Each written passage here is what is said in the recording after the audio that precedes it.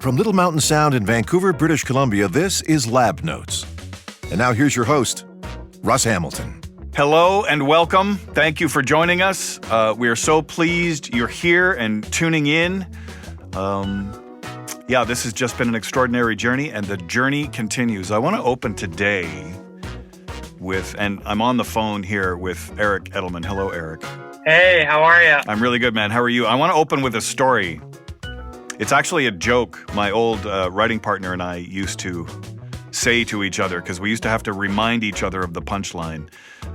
It's been an interesting few weeks, and the question, how do I show up under stress, kind of looms large. And in a lot of cases, how do we as a community show up under stress? And the story goes, guy driving his car in the rain at night, dark, rainy, terrible conditions, lonely road, and pop goes the tire.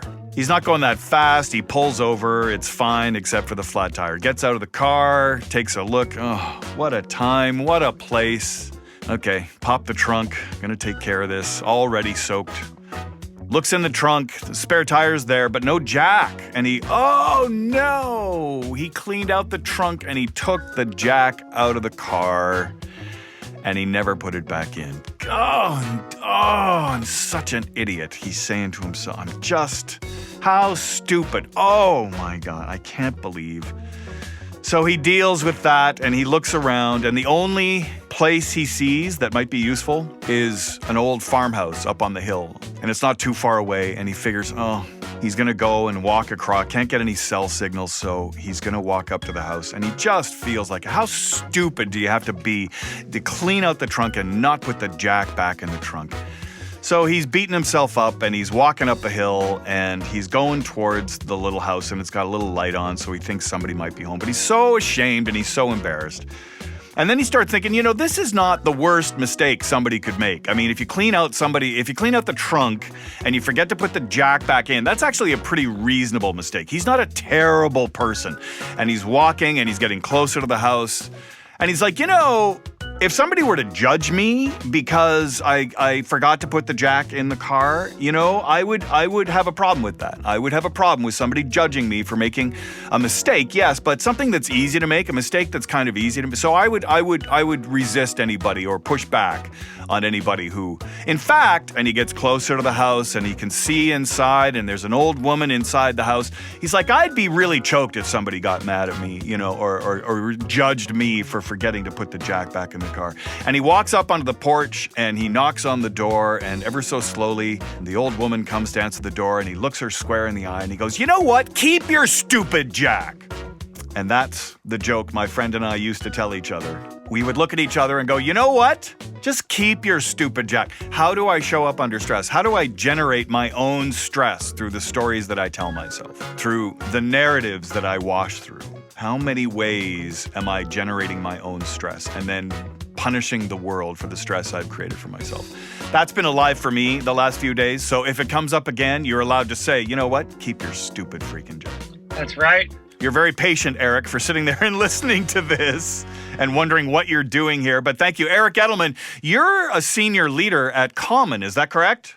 That's right. Can you tell us what Common is and what you do? Yeah.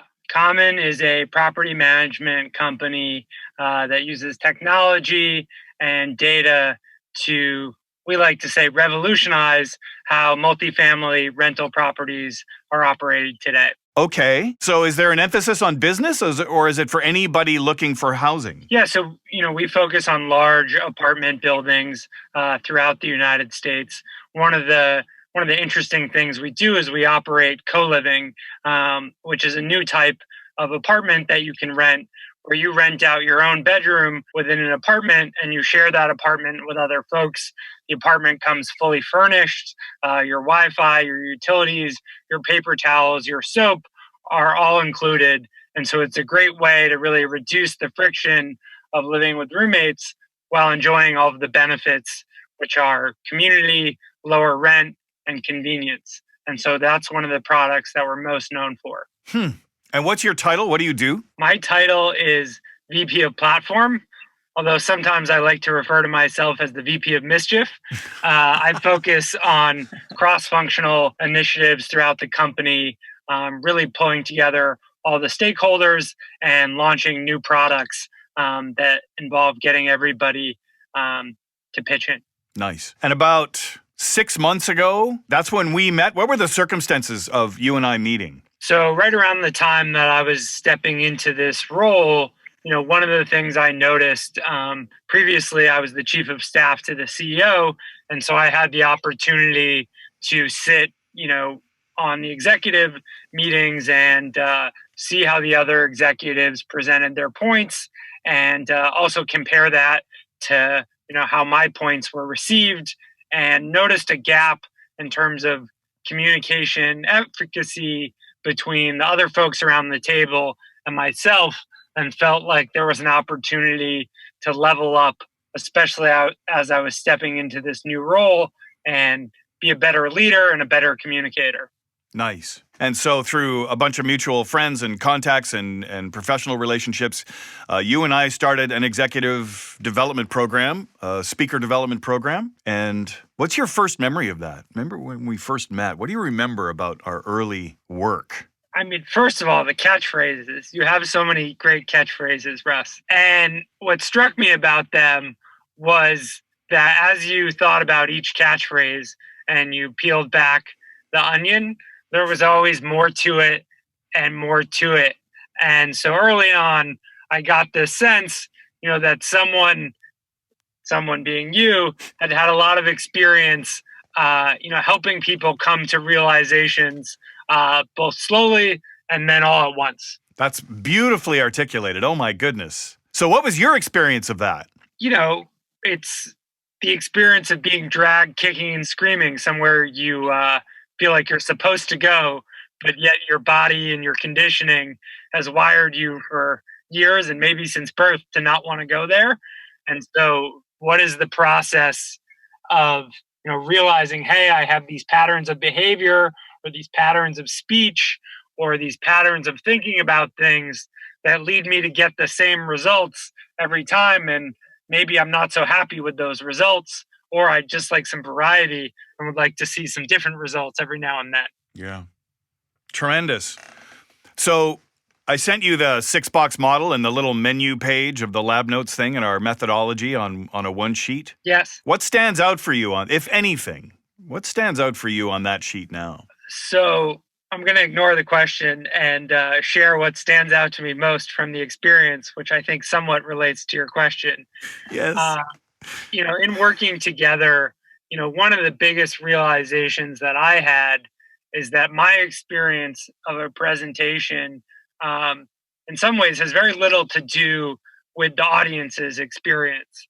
And so I could be, standing on stage and feeling like I'm going to wet my pants any moment and go completely blank, and my leg is, ever so subtly shaking, and it can just feel terrible. And when I'm done, I can feel like, wow, that was really grueling, and that must have been, a palm sweating, shirt soaking experience for everyone else. And everyone else can have had a totally different experience of that presentation, and they very well could have thought it was great. And, it could have been very easy for them to take in and maybe even enjoyable. And no matter how many times someone might tell you that that's the case, it really takes practice and, shattering expectations multiple times that truly your experience is only slightly connected to the audience's experience, and that the audience is entitled to their own experience, which is different than yours. Yeah. So again, just a tremendous encapsulation of a really foundational principle of the work. Yes. Which is, I can't have your experience of me. Right. Right. And also, I can't control your experience of me. Right. This idea on the flip side, which is, I think I'm hammering it. Everything is great. I'm hitting all my talking points, and I haven't looked you in the eye once. I may think that I'm giving you a great experience, and, you can lean back and enjoy, but you may feel that you're not being seen and heard, and, I'm just acting out some skit, whether you are in the room or not. Yeah. Oh boy. So I remember you getting a bunch of like really positive feedback after a presentation that I'm not sure you felt really deserved it. As we were That's right. practicing in the room, and we practiced this a lot with a bunch of different content, and people kept saying really nice things about you and what you were saying and what you had written or what you hadn't written and how they remembered, that scene in the movie, and they were really kind of gushing about you, and you weren't quite sure how to reconcile that. That's right. I'm just remembering that specifically. Are you still dealing with that? I mean, what's that practice like today? What's that experience like today? Yeah. I think what you're talking about is one of the things in the 6 boxes, which is your relationship to yourself. And so, the audience can have this great relationship with you and enjoy the experience. And if your relationship with yourself is not in a good place, you could be kicking the crap out of yourself, saying, you worthless, insignificant, incompetent person. Yep. And meanwhile, the audience can be having a great time. And if you're truly a self-sabotager, the next step is you try to end your audience's great time and say, you weren't paying attention. You're a bad audience. Didn't you recognize all these things I did terribly? I'm going to find someone that agrees with me that I stink.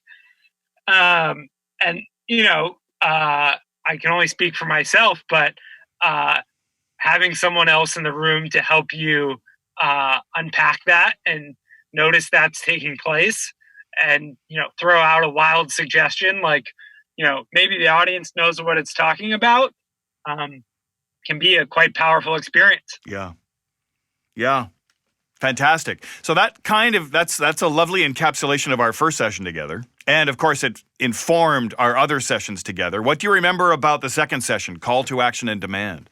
As much as we want to communicate lots of nuance and lots of details and if this, then that's, what was really helpful about the call to action session was what's the point? What are we really trying to do here? Right on. And can I convey that, really single verb point to folks? And as much as I might want to focus on, a list of instructions that you could go grocery shopping with, the more important thing is, am I effectively communicating the one action verb I want you to feel in your bones and, go out and do all of your work with? And for me, the grocery shopping list was so important and I wanted to make sure everything was on there and I didn't forget the eggs, that I was never taking time to think about what's the verb, what's the one umbrella that folks can take with them so that if they forget something on the list or I forget something on the list and it's not written down, because they know the verb, they'll figure it out on their own. Yeah. People doing presentations, answering questions that were never asked, right? Here's all the questions that I ask myself, and clearly you're here, so you must ask them too. Yeah, no, I don't. That's right. I don't ask them. I'm not, I just want, as a member of your audience, what do you want me to do? So what's the difference between an active verb and a passive verb? Gosh, yeah. I'm still struggling with this. Nice. But, me too. I think that's where it's helpful. You start to grasp the concept and you throw out some ideas, whether it's reading Hamlet or Good Will Hunting, and you think, I got it. And it's still, it takes practice to get this right. But the action verb is, what are you going to do? And so there's so many passive verbs of, align or, even feel. But usually it needs to be something, you jump out of your chair and something's going to happen as a result of it. I'm going to grow. I'm going to build. Yeah. All down the list of things that people do in business to make things happen. And rarely does anything happen when people align or think about. I can't agree more. So the calls to action on both monologues are the same. Do you remember? Yes. To be or not to be, that is the question. What's the call to action? Choose. That's what Hamlet's whole monologue is about. And he's yelling at himself. He's just inviting the audience to join him, which is kind of the call to action for this process. This is more than just a call to action to go shopping, right? Here's your list of all the things that are on the list. But this is the call to action that moves me, that I'm extending to invite you to participate in. And in fact, make a demand. Can I make an effective demand on an audience that doesn't feel seen and heard? No. No. That's why we do relationship first. That's why relationship with the audience and this idea that I don't decide for them when they feel seen and heard. And in fact, the only thing I can control is the quality of my invitation and the quality of my offer is revolutionary. Yeah. I mean, you certainly remember, we would run through the Good Will Hunting monologue, and sometimes I would nail, the words and really feel like I got through it cleanly. And then the audience would say, yeah, I didn't feel seen and heard. Mm-hmm. And on the flip side, sometimes I would really engage the audience. And as a result, I would stumble over a word or lose my place. Yeah. And I was shocked because the audience much preferred those times when every sentence wasn't crisp and just like Matt Damon would do it, but I made eye contact with them and, really tried to send some emotional energy their way. Yeah. And they felt seen, and they felt heard, and they felt invited, to contribute to what you were doing. They felt like a co-creator and a collaborator. They felt necessary, and all of a sudden, it's a whole different thing. And you're up there thinking, I don't think I did a very good job. That's right. So what comes up for me around that is permission to fail. Is that a part of this, do you think? Yeah. And as someone that doesn't like failure, I think one thing that's really helpful is, the box of what failure and what winning is really shifted for me. And that, permission to fail on the words and not get them right, but also permission to succeed on a great presentation, and understanding that, certain things which you might care a lot about, which in my case was the content, actually aren't necessary to the goal, which is to give a great presentation or to engage the audience. And so understanding that failing in one place actually doesn't preclude you from succeeding in your overall directive or goal. Yeah, that's a mind blower. I try to hold my brains in on that one because it's so true that I'm in my mind going, I know I can read this better. I know I can be tighter and louder and a better presenter around this. And yet the audience likes the ones where I'm connected with them and I'm honest and vulnerable and generous. And isn't that interesting? Isn't that interesting? So how does it affect your communication now? What are you noticing about the workplace, the professional community you work in? What do you notice specifically? What are you noticing about the quality of relationships around you and the qualities of calls to action around you? My experience of it is a bit of a checklist. The first thing I always try to do is establish, a relationship, eye contact with my audience or, the person I'm having a conversation with. And then one of the most helpful things that I've realized is delivering the content is never going to feel great. It could always be better, and I'll never escape the feeling that that wasn't perfect, and I should do it again. And so letting go of that and saying, you're entitled to that feeling that the content isn't perfect, but it actually doesn't matter. What matters is this person who I'm engaging with or this audience that I'm engaging with feeling seen and heard, and is there a clear directive or call to action that after they feel seen and heard, they can take with them from the conversation or the presentation and go do something with. And that's really helpful because you stop, getting hung up on the content and, you're able to kind of let things go and move on to the next while getting a great result, which is your audience feels seen and heard. They know what you want from them, and hopefully they're inspired to go do it if you've done your job right. So those checkpoints are really helpful for me. Amazing. I'm going to ask one more question, and then I'm going to ask if you have any questions for me. Great. Are you going to listen to this interview? Oh, wow. What do you recommend, Russ? You want to call your coach on that? Yeah. What's typical of people in this side of the podcast? Well, of course, people have answered all over the spectrum, but usually this hesitation is pretty common. I don't think you're going to be able to resist. Interesting. I think you're going to need to know, because other people are going to listen to it. I mean, granted, not a lot, but a few. And I expect you're going to be curious, which is just a magnificent thing. And then you're going to tune in, and for as long as you can, you're going to listen. That's what I think. Interesting. See, I think that, I don't know if there will be comments, but anybody who does end up listening to it, I want to know what they think. And depending on what they think, then I'll go back and listen. Okay. But, connecting to what we've talked about throughout, having an enjoyable conversation with you and, sharing is sort of enough. And the idea that, you got to go back and see everything you could have said differently, learning to let old dogs lie has been a big takeaway. Well, old dog, I have thoroughly enjoyed this. I hope you listen to it. I'm going to listen to it, which means I have to listen to me, but it's worth it because I get to hear you and what you have to say. And I think you've been extremely eloquent. And I think your work in your development program has been fantastic, extraordinary. And I'm really proud of you.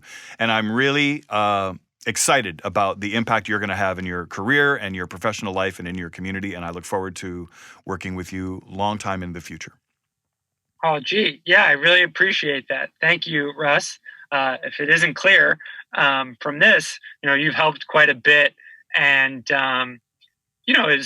I don't want to overstate, but it's been pretty transformative. And these are the kinds of things that I would not have come to on my own, which actually leads me to my question for you, which is, knowing what I know about myself, I don't think I ever would have come to these realizations in a vacuum. So I'm curious, how did you come to these realizations and this way of coaching, given that it's so effective? Tremendous question. And while I could wax for a long time about my professional history and my weird, bizarre road, I will say that it began in broadcast, in radio, which I think you and I talked about. I'm actually in Vancouver right now at Little Mountain Sound Studios, an iconic place in Vancouver where a bunch of amazing bands recorded. I did a ton of radio work for a variety of radio stations here. I was a jock for all kinds of formats. Radio was the family business. So I grew up in a house where communication and broadcast were always the topic of conversation. So that was a foundational place for me to begin with. Then I got into theater, and I started learning more about scripts and content and performance and relationship and audience and so many of the principles that we were working with. And then I started working as a coach and a facilitator, and I started facilitating workshops. I was also a marketing director for a while and an event producer internationally. So all of these different things funneled into what is effective communication. Why do some people feel seen and heard and some people not? Why are some people so intimidated? So I started asking myself these questions. I also will say that a pivotal moment for me was trade shows. I was a trade show host for a lot of technology companies, and they would hire me to condense their value proposition, to really condense it and write a 7-minute piece of theater that they could put on at a trade show that really explained their point of difference in the marketplace and their extraordinary value. So I had to condense their value. And I got really good at it. And then when I got into coaching and communication and facilitation and development, I started using those practices on all of these methodologies. Even Buddhism, I started saying they're not well marketed. Buddhism is not particularly well marketed. Leave yourself is what Buddhism says. What? And I'm like, that is a terrible call to action. I don't see an exit beyond the obvious one, so that is not useful. So I started condensing all these methodologies. And in that process, that's when Connection Lab was born. That's when the 3 primary questions, the 3 primary relationships, and the idea that these opposites can be distinctions, that they are scales that we can put ourselves on at any given moment. That's where this methodology came from. And Now it's building because I get to circle back and talk to people like you. We have over 1,000 graduates now around the world, and people are having very similar and, of course, unique experiences with this work. But everybody's getting better at empathy and communication and invitation and offer and calls to action and quality of relationship. And that's what I want my leadership legacy to be, is helping co-create a world like that. Does that answer your question? Yeah, very cool. High five, my friend. High five. High five. Thank you so much for participating today. Go out there and crush it. Thank you. Appreciate the invite. You're listening to Lab Notes, part of the Connection Lab Network. For more information about our workshops and executive development programs, email us at info@connectionlaboratory.com or go to our website at connectionlaboratory.com. So we're going to continue our conversations now. You, Holly, are in Indianapolis. Is that correct? That is correct. Yeah, Holly Enneking is the Vice President of Marketing at Lev. Is that true? Have you been elevated from that? That is true. I am official. I'm official now after just a couple of months, which is very exciting. Amazing. Can you tell me what Lev does? Yes. So Lev is a marketing-focused Salesforce consultancy that works primarily with marketers who are using Marketing Cloud. As a marketer myself, I know how much pressure there is on marketers, especially to use a platform like Salesforce really effectively and to get the most out of it that you can.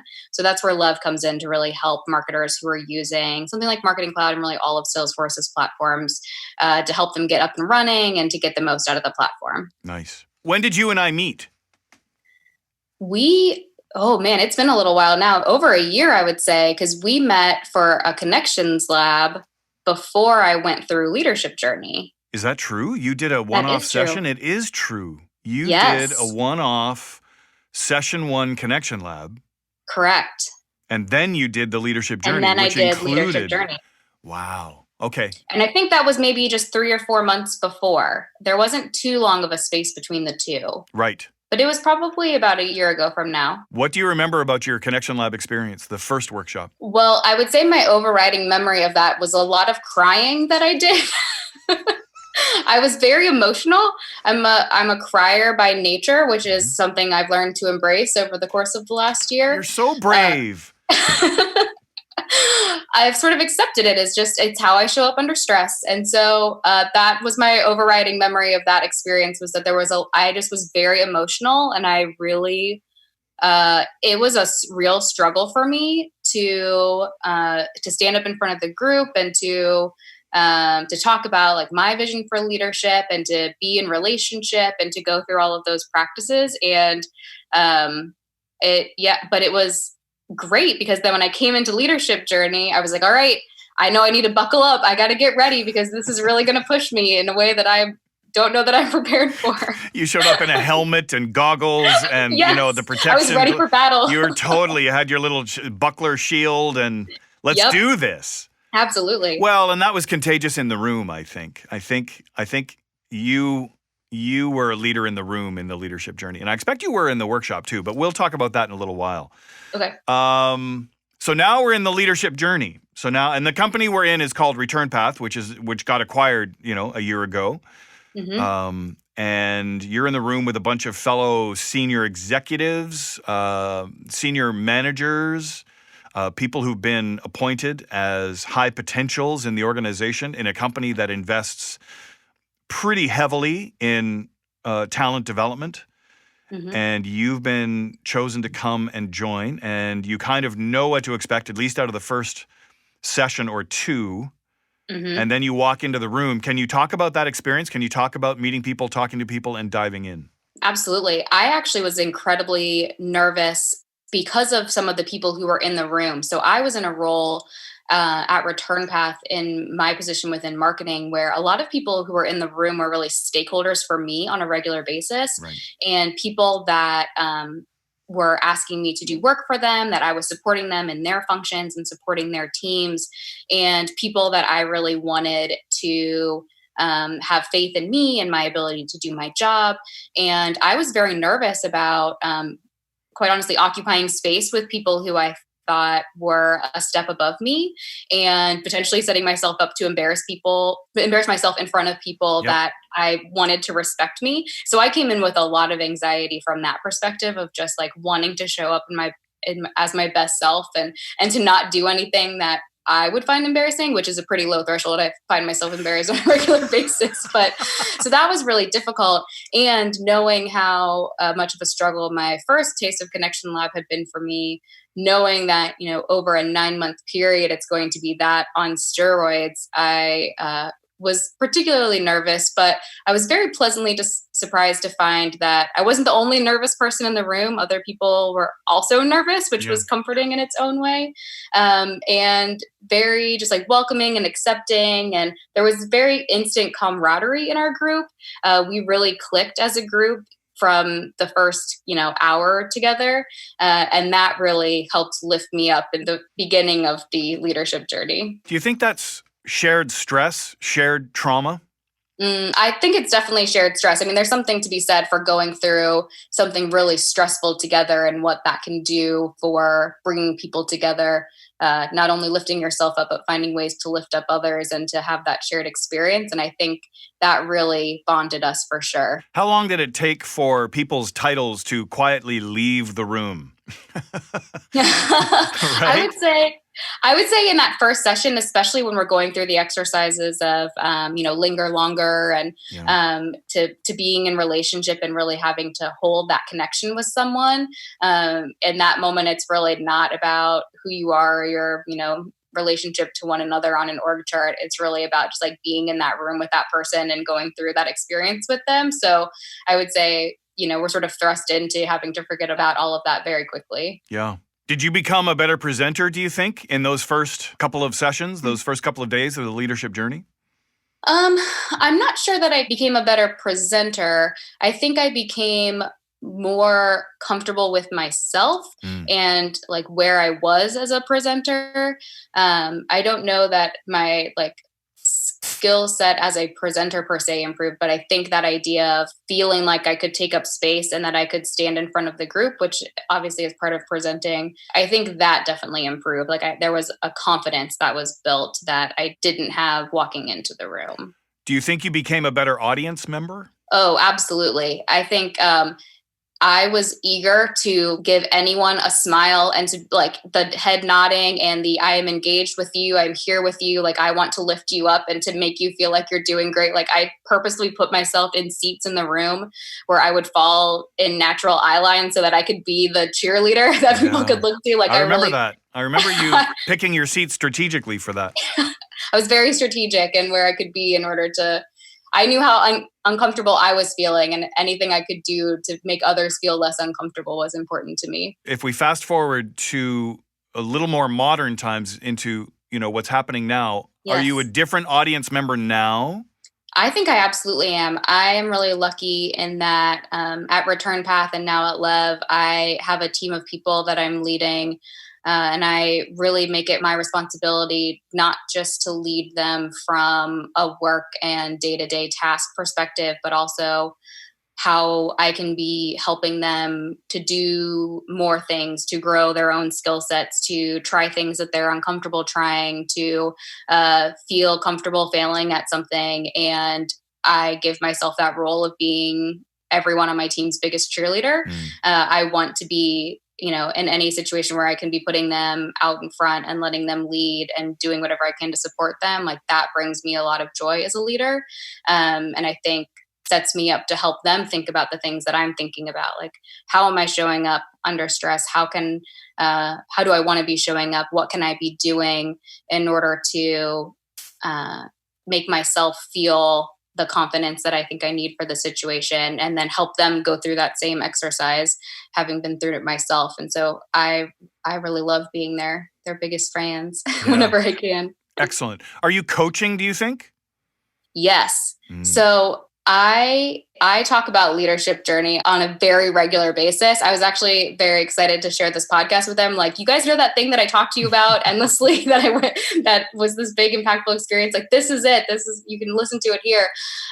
Because I really want to be able to take the things that I learned and gain from it and be able to share it with others. I had a really impactful conversation with my mentor, Daniel, after leadership journey. And I was I wish there were just a million more Russes in the world.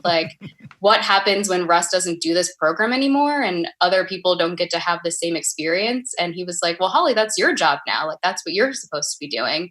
And it was this real like eye-opening experience for me of like, oh, that's right. Like, I shouldn't just hold on to this for myself. This isn't just about making me better. It's how do I then take what I've learned and the things that I've tried to do, recognize what I've been through in other people and help them with this knowledge that I have. And so that was a really big eye-opening conversation for me. And I really ran with that after April and was just like, all right, how do I like not just think about this for myself, but really put it into practice of helping others think about it too. And, you know, not as formal of a way as what we went through, but in those like day-to-day one-on-ones and informal situations and just any opportunity where I can help bring light to it in our interactions. Yeah. So good. I'm glad, because that's my experience of you. I absolutely think you're a coach and a facilitator, as well as delivering on your job title and, you know, your other responsibilities. But I think that's how you help people get better, is you actively and consciously and transparently you're very transparent about your practice and you're inviting other people to participate. So that's my experience of you. Let's go back into what you remember. I always ask people what they remember because I'm curious how we learn anything, right? Yes. How do we learn anything? And which is why it's totally fine to say, Russ, I don't remember a thing about that workshop. I forgot your name. I called you Ron. I don't remember anything. And it's like, that's fine. It's so fine. I'm not asking from a judgmental place or testing. I'm asking because I'm curious how we, or anyone learns anything. So this is why all the questions around what do you remember? Do you remember the second part? We did call to action and demand. Remember the scenes we did from famous movies? Do you remember that? Oh, Russ, that's probably my overriding memory. Tell me about it. So for this exercise, we were either in pairs or individually given a monologue or a scene to perform together, which basically anything involving any sort of play acting is just like red sirens. I'm running away from it as fast as I possibly can, like just my personal nightmare. And so I was given a monologue. So I was going to be performing alone, and I was giving a very long monologue from Jaws, the scene about the Indianapolis. And I remember getting it, and I went into the bathroom and I had a very good cry, and I was like, can I just leave right now? Like, can I just quit? Is that an option for me to just walk away? And unfortunately, we were in Colorado, which is very far away from Indiana. And I was not going to reasonably get on an airplane right then. And I didn't feel like that was probably the right move to make. So I was like, all right, I'm here. I'm going to suck it up. I'm going to do it. And the way I'm going to do it is I'm going to volunteer to go first. And I'm going to just put my foot down and say, I have to do it and I have to get through it. And I did. I got through it. And then you looked at me and you said, let's do it again. And you made me go through it a second time. And the entire time I was just screaming inside, like, oh, I was just so uncomfortable and it was so difficult. And I just felt like, oh, I'm just doing this so badly. And then looking around the room and everyone was giving me those same smiles that I had, you know, working so hard to get back to everyone else. I'm just like, you're doing great. Like, I'm here for you. Like, I could just like feel that support for everyone because I knew that they could feel how uncomfortable I was. Do you remember the feedback you got? Do you remember the feedback? I'm trying to remember. I remember coming out of that, I had like a good bonding experience with two of the participants in the group who came up to me afterwards and were just like, I'm so proud of you for going through that. I could feel how uncomfortable you were. And I was rooting for you. And I couldn't believe that that he made you go through it again. It's like, I was just rooting for you so hard. I'm so impressed with you. And the one piece of feedback that I feel it was an overriding thing that I got throughout the entire experience was people telling me that they thought I was very brave, which throughout was like, felt like too heavy of a word for the experience, but became sort of a consistent piece of feedback that I was receiving and sort of opened my eyes to like, maybe there is like a certain amount of bravery and like, I'm going to do it and I'm going to go first and I'm going to find a way to persevere. But that feedback in particular, like that idea has really stuck with me. Without fear, there's no courage. Mm-hmm. Also, the feedback you got turned out to be an exercise in leadership because people started following you. People started saying, oh, I want to be as brave as that. I want to be as courageous. I want to be that person who goes from being locked in a stall in a bathroom to going first and just putting the needs of the audience ahead of their own is just so profound, especially when your needs are to run away and to burn the building down and just torch the entire process and move to a different country and change your name, right? That's how it feels you want to do, and yet you don't. Yep. You grab the counter and you take a deep breath and you come back into the room and you do it. And the audience goes, I want to follow that person. I want to know what she thinks about things. I want to know how she strategizes. I want to know what her practice is. What comes up for me around that is, what's the difference between authority and leadership? How would you take a swing at that? What I would see as the main difference between authority and leadership is the concept of vulnerability, that authority comes from, being right and sort of exerting your power and your perspective and sort of putting a foot down or a stake in the ground to go in a certain way. I think leadership is more collaborative and more open to not having all the answers or necessarily knowing the right way and inviting other people into that process, but then being willing to take on the responsibility of having to make a call and decide which way to really go. Yeah. But I think there's that vulnerability of being open and embracing other perspectives and viewpoints in order to lead a group in a particular direction. I think that would be the difference. That works for me. Somebody might be listening who is listening because they've heard about Connection Lab, and this is a really safe way to kind of listen and learn about it and experience it because they are terrified to get up on stage. They cry, they are nervous, they are nauseous. It's not only the last thing in the world they want to do, it is after the last thing in the world they want to do. And they're listening to you, and they're probably crying. Because even the idea that maybe I can do this makes them cry. How would you talk to them?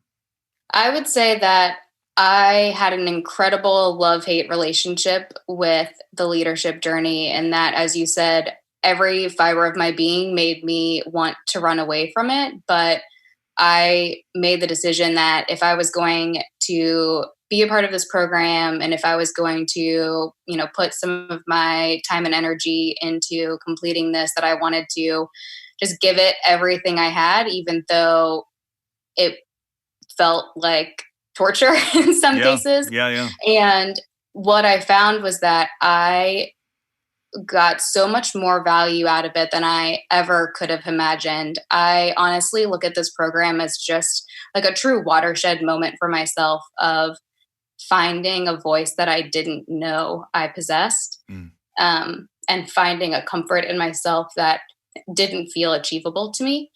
And I'm even getting teary-eyed talking about it right now because, like I said, I'm a crier.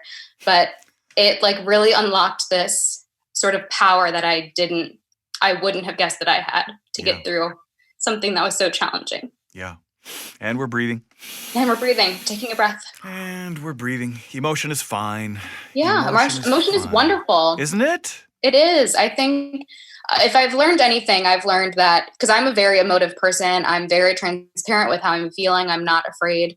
I've never been afraid to wear my heart on my sleeve and to be open with that. And if anything, I've learned that by doing that, it gives other people permission to do the same thing, which I think we crave in a lot of ways. I think sometimes we're just looking for someone to let us know that it's okay to have that emotion and to say out loud that you're scared, or to say out loud that you're nervous or that you're frustrated or that you're struggling. I've sort of made it my personal mission to bring that to conversations that I'm in, to give other people that permission too, because I think we all want it. We just don't always know that it's there. Well, and it means the world to me that you do that. It means the absolute world to me. And that's why I follow you. I consider you one of my personal leaders, because I just think your relationship to this work is just so amazing and so useful for people in the world who don't think they can do it. I have one more question for you. Yes. And then I'm going to ask you if you have any questions for me. Okay? Okay. Are you going to listen to this podcast, this interview with you? I am, yes. Good. Good. High five. Thank you. Yeah. And I'm going to share it with others. Good. That makes me so happy. Yeah, I honestly am so proud. There's so much that I did during this program that makes me very, very proud. One of the later sessions that we had, which was one of the virtual ones, I think we had to do a presentation of like our vision of leadership, and it was supposed to be. It was like, oh, it can be anything. It should be something creative. It could be like a PowerPoint presentation, but you can do a video or something else. And I was like, oh, okay. I'm the marketer in the room. I'll do something creative. And I ended up writing like a poem, like a slam poetry sort of thing. And I spent a lot of time on it, and I was really proud of it. I still have a lot of it memorized, honestly. But then it turned out that everyone else just did PowerPoint presentations. So I felt a little silly, but then I was also like, you know what? Like I said, I was going to just give it my all. I was going to put everything I had into this. And that was me like showing up and giving it my all. And I was so proud that I'd done it. And then I shared the video with everyone from the CEO to every person on my team. And it was like something that I came out of it like 6 months ago. Holly never would have done this. And here I am. So great. Do you have any questions for me? I do. So I said that one of the things that I have really taken as a responsibility for myself is how I can bring parts of this practice to people who are in sort of my day-to-day world. I would love your suggestions on like, what are the right messages to start with? Is it, breathing and relationship to that, like the ideas of the trifecta of relationship to yourself and to your content and to your audience? Is it something else? Is it like, where's the right, like sort of entry point? And then what do you think are the more advanced concepts to build in later? So that depends who you're talking to and what they want to get better at and what they would find useful. Our first job is to meet them where they are by asking them questions. What would be useful, right? What do you want to get better at?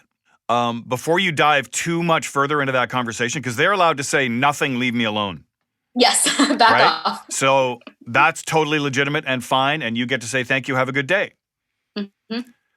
If they start listing things that they want to get better at, you can start telling stories about moments when you struggled with what you were trying to get better at. Lead by example, model, right? That way we can build some trust. Then say, show them the 6-box. Which of these 3 questions jumps out at you? Which of these 3 relationships jumps out at you? How do you think the top 3 questions relate to the bottom 3 questions or the bottom 3 relationships? And get them to speak to it and then leave it alone. Leave them with the one sheet and then say, can we talk about this again in a week or 2 weeks? And then have them come back and say, I spent some time thinking about this, and here's what I think about this, and here's what I think about this. What we're doing is inspiring a developmental conversation instead of a technical one. And this person can be above you in the authority chain or below you or side by side. What we share as human beings is our own leadership journey.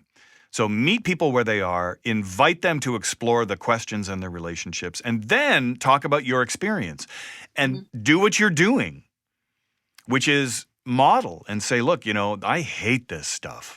Oh my God, this is not my choice to rest and relax. This is the opposite. And yet it's precisely what I want to get better at. And the fact that it's on the polar opposite of what I would choose to do if I were relaxed and chill is just interesting. Nothing more. And then larger subjects are going to emerge, right? Then specifics. But what it all funnels down to is forms of stress and how we show up under it, right? Here's what's stressful for me, because what's stressful for me might be different than what's stressful for you. And so, let's talk. Is that a form of stress? Are you noticing? Remember, the definition of success is notice. Yep. Don't judge, don't correct. And if you do judge, isn't that interesting? If you do correct, isn't that interesting? Permission to fail and get up and try again. Does that answer your question? It does. That was beautiful. Thank you. Cool. You and I will talk again soon. Thank you so much for joining us. Thank you so much for sharing and for your incredible work. I really, really appreciate it. Thank you. Yeah. Thank you so much. I think I could tell you every day that I'm thankful for going through this program, and it still would not begin to capture how thankful I am. So thank you, Russ.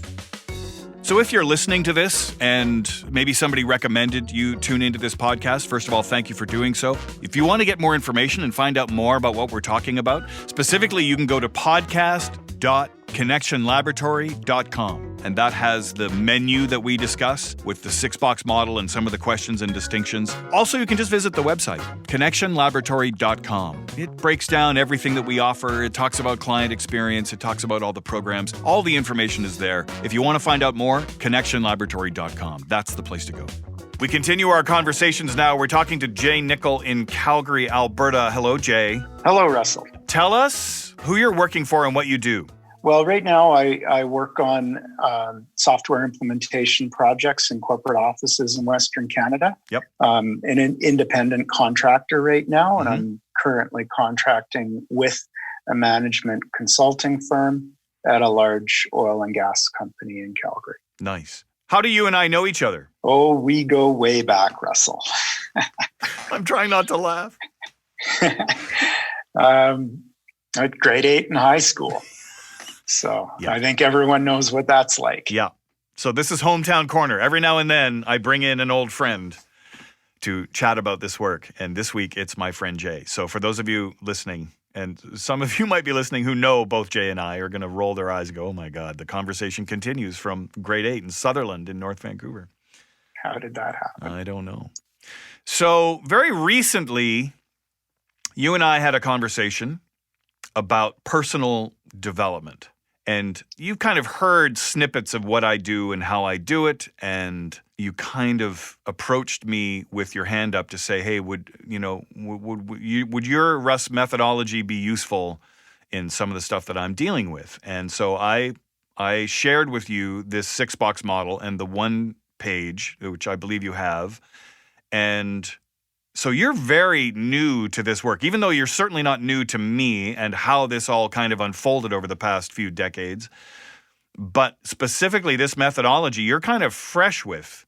What do you remember about that early conversation and meeting this methodology for the first time? Yeah, and I think from my perspective, there was a great deal of curiosity. And you and I have had this conversation now for more than 10 years. I don't know how many more, but sort of this convergence where you're focused and some of the business activities that I'm focused in and our two worlds, although we did meet in grade 8, our worlds were aligned at that point. Yeah. But from a business context, our worlds have been on this path and they're crossing over at this point.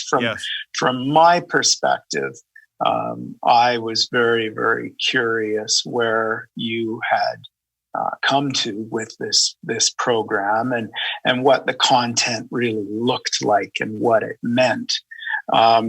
You are quite right in saying that at the time we sat down and had this conversation, I'd had some things going on in my personal life and was seeking answers. That didn't really overlap for me until you started talking about, what is really a context around communications and relationships. And the big bright light bulb kind of went off. It makes sense to me in a business context, but it also made sense to me when reflecting on some of those issues in my personal life. Did that surprise you? Yes and no. I guess in some way I was ready for that. But I'll say no. I've done this in the past and taken other business tools and knowledge from the business world and applied it to my personal life with some success. So I would be naive if I said it surprised me. Right. So now we've talked about this 6-box model. And of course, I introduced the 3 primary questions and the 3 primary relationships. And your instinct was to do a deep dive instantly into all of it, which I thought was magnificent and not surprising, as that is how you tackle things generally, is the deep dive. That's my experience of you.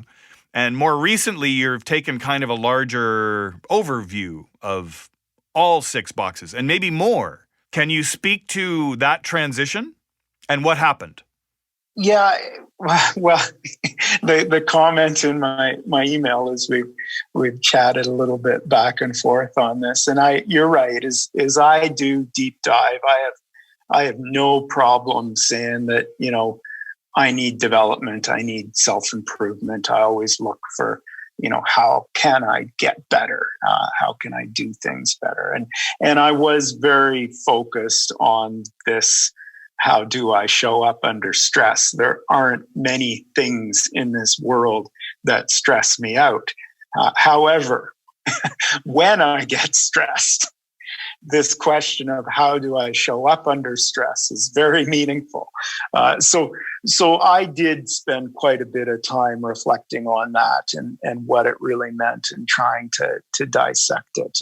And then as I said, I had to step back, look at the whole big picture of things and really assess, what else? And that's when I tripped over content.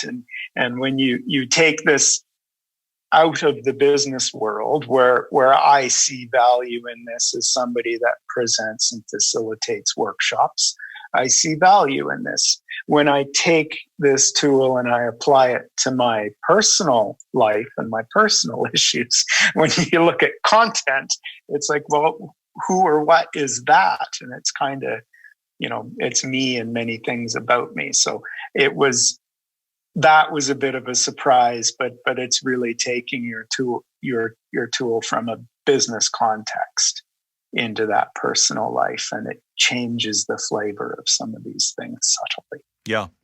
So there are people listening to us right now nodding, relating to what you're saying, because they came to it from a business perspective and they saw that it affected all their relationships. That I get a lot of feedback that people, their relation. I've gotten emails from spouses when participants go home, and a spouse will email me and say, he came home and said I had brown eyes. And I burst into tears. I haven't felt particularly seen or heard in our relationship in a long time. And he did your workshop and he came home and he looked at me and was curious about me and started speaking about, what I looked like to him and what I meant to him and inviting me into relationship. And it has improved our relationship dramatically. And now we have a path forward, and it's never been more exciting than it is now. So these sweeping, amazing emails about how a professional, business-oriented workshop has affected personal lives. So I don't expect you're surprised that personal lives are affected, and yet you're coming at it from the other way. You're introducing this work from a very private conversation between you and I, and thank you, by the way, for being kind of public about it now, even though we're not really discussing the content, which isn't necessary. Although you've just identified tripping over the content. What is your content? Yeah, I guess I need to spend a little bit of time really assessing that. I think, like many people, I'm a pretty complex creature, and although you and I personally have a relationship, we've been on the football field together, so some of my victories and some of my past, and when I stop and think about it. I have quite a bit of content. There's quite a bit there. I'm not well accustomed to sharing that or presenting it well. So that's an interesting, what is my relationship with my content, and it's an interesting question. Yeah, and I absolutely agree. You're one of the people I refer to as smart. You're somebody I would talk to and identify as a smart person, and somebody who's so smart that it can get in the way, that my relationship with content can start to eclipse other valuable relationships because I'm so good at being smart and my content is so effective and so valuable, and I'm rewarded in the marketplace and in, professional circumstances that why wouldn't I lean on my content all the time? I seem to get so much out of it, and yet It's only part of what makes you valuable in the workplace and in the community and in your family and so on. Does that make sense? Well, it does make sense. And actually, I'm glad you went there. That's a good segue, because it does get in the way sometimes. And lots of people are smart. Lots of people are smart in different ways. I'm a highly analytical person, and I've been fortunate enough to carve out a career that leverages that ability. And I enjoy the work I do. But I have a coworker, a project manager I'm working with right now, that sort of identified this as well.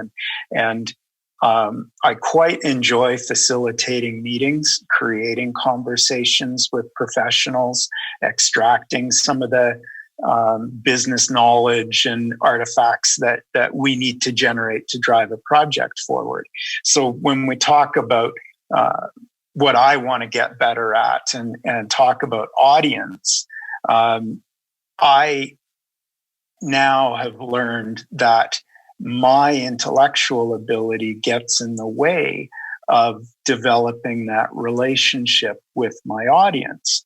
Somebody else in the room says something smart, and my gray matter goes away on this processing, assessing, trying to fit it into this context of knowledge that I'm building. And what I'm learning now is I don't always do that at the right time. Audience is interesting. It's very obvious if I call a meeting, facilitating a meeting. When that meeting's done, that's still my audience. And actually, when somebody comes up to me after that meeting with a comment or a question, I think it's more important that I be engaged in the moment with that audience member, where my natural response is to be processing that information that I've just learned. So, yep, thanks for calling me smart, but sometimes it's not always a good thing. I got to turn it off. Right. Well, yes. And just isn't that interesting? It's not right. It's not wrong. It's not good. It's not bad.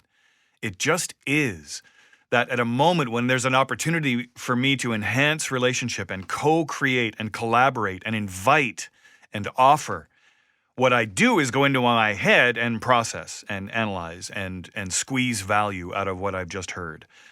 And I just think you're not the only person who deals with this. I think it's an extremely common challenge for smart professionals. And the fact that you're willing to talk about it, I think, is really useful. In fact, this is why we have the podcast, because I want to talk to people about the transition, the awareness, reconciling, how I might want to show up under stress, what I might want to get better at. What's the competency?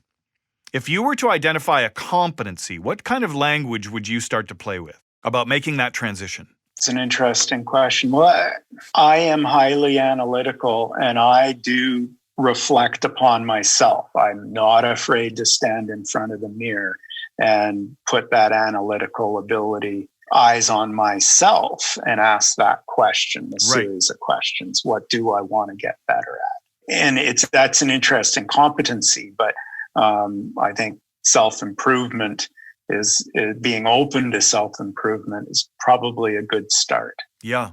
So not for nothing, this is a really hard question, right? We throw it out like it's easy. Oh, what do you want to get better at? It's such a simple question.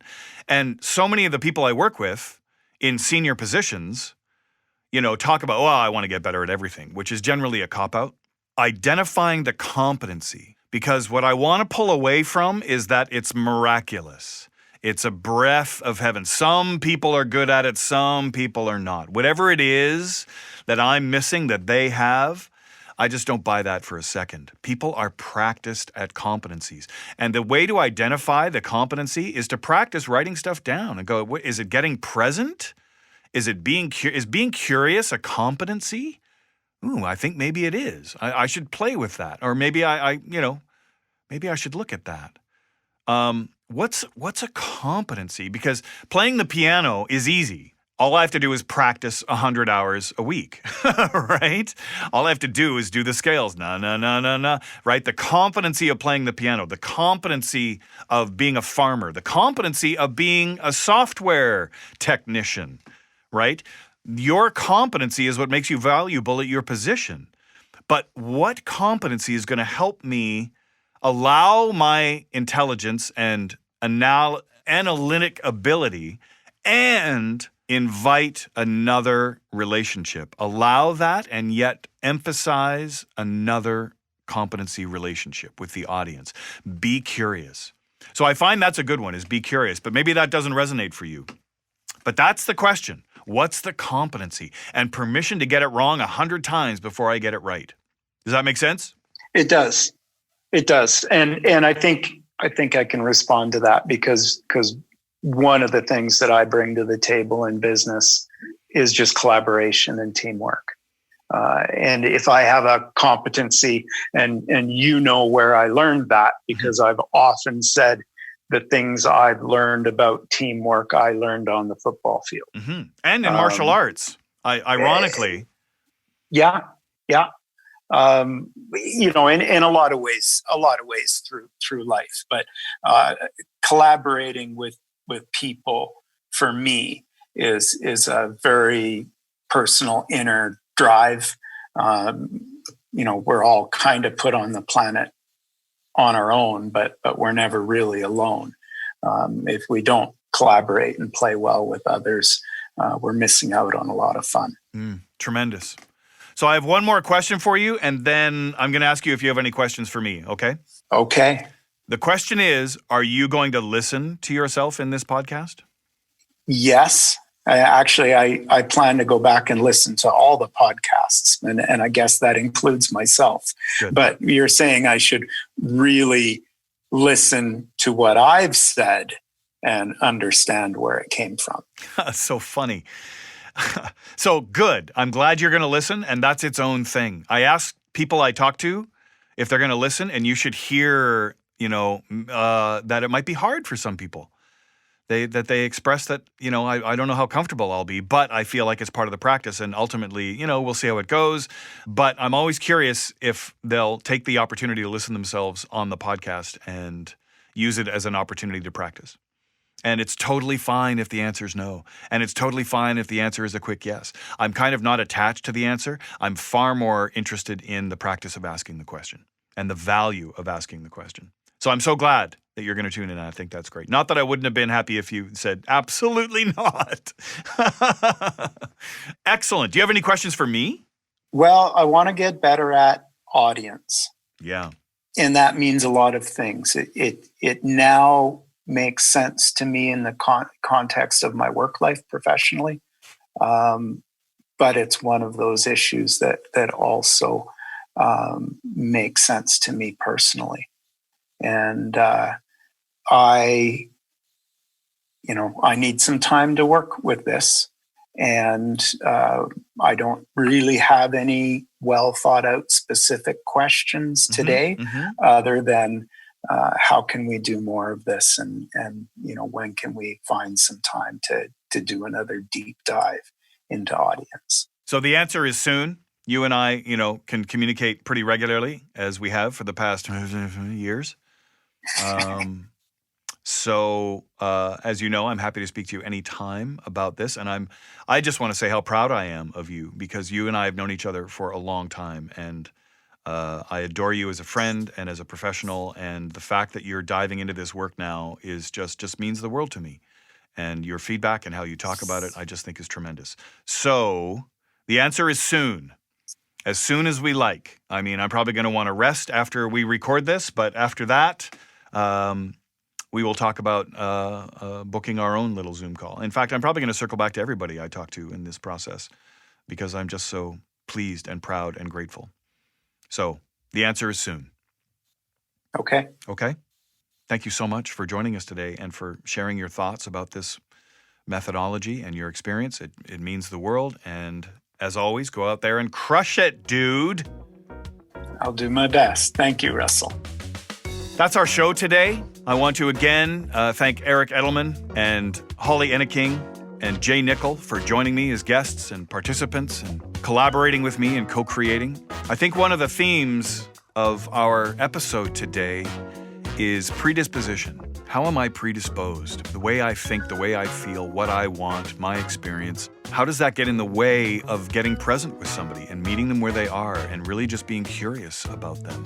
So that's going to be our homework. As you listen to this, and come on, you've listened to the whole freaking thing. So there's going to be homework, and here's what it is. I want you, for homework, to notice your predispositions. Just notice them as much as possible, right? It could be geographical, it could be language, it could be racial, religion, gender, sexuality. It doesn't matter, your predispositions. What matters is, can I notice them, especially under stress? And can I notice them without judgment or correction? I say it like it's easy. So that's our show for today. This is Lab Notes, the Connection Lab podcast. My name is Russ Hamilton. I'm your host. I'm so thankful you tuned in, and I can't wait until we get to do our next show. Thank you for listening to Lab Notes, the Connection Lab podcast. For more information about our workshops and executive development programs, you can email us at info@connectionlaboratory.com or go to our website at connectionlaboratory.com.